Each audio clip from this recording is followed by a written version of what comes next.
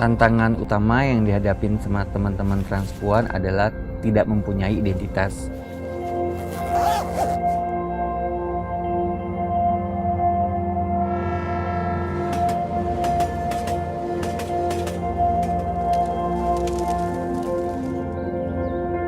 Teman-teman banyak yang kabur dari rumah karena ekspresinya yang feminim, hingga akhirnya mereka merantau ke ibu kota tanpa dokumen apapun.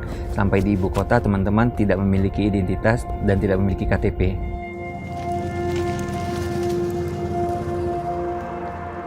Dampaknya adalah ketika mereka sakit, ketika mereka ingin mengakses BPJS itu susah, karena memang BPJS itu kan dasarnya adalah KTP.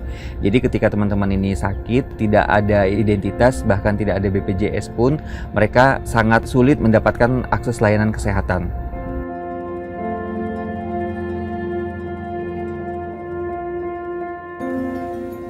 Saya terlibat di Suara Kita 2018. Saat itu ada program Sahabat Kita. Sahabat Kita adalah untuk penanganan kasus teman-teman LGBTIQ. Saat itu saya memegang teman-teman transgender, transpuan. Jadi teman-teman yang tidak memiliki identitas, teman-teman yang mengakses layanan, saya dampingin.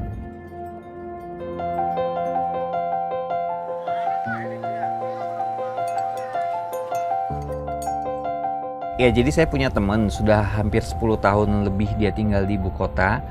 Jadi dia tuh memang tidak diterima sama keluarganya karena ekspresinya feminim, kabur dari rumah, pergi ke ibu kota tanpa identitas apapun. Jadi ketika sudah lebih hampir 10 tahun di ibu kota, dia mengalami sakit hingga akhirnya mau mengakses kelayanan itu pun susah karena tidak memiliki identitas. Hingga akhirnya saya berkoordinasi sama RT RW, memberitahu kalau ada warganya yang sakit saat ini butuh bantuan untuk akses layanan kesehatan di rumah sakit. Nah, dari situlah awal mulanya saya membantu teman saya ini untuk memiliki KTP.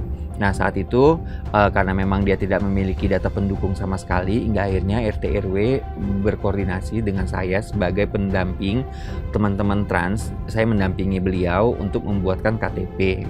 Dan Pak RT-nya memang ini tahu kalau beliau ini sudah hampir 10 tahun tinggal di sini gitu, tapi tidak memiliki identitas. Hingga akhirnya dengan bantuan RT RW dibuatkan surat pengantar untuk membuat perekaman KTP ke kelurahan. Dari kelurahan beliau ini bisa memperekaman di kecamatan untuk pembuatan KTP.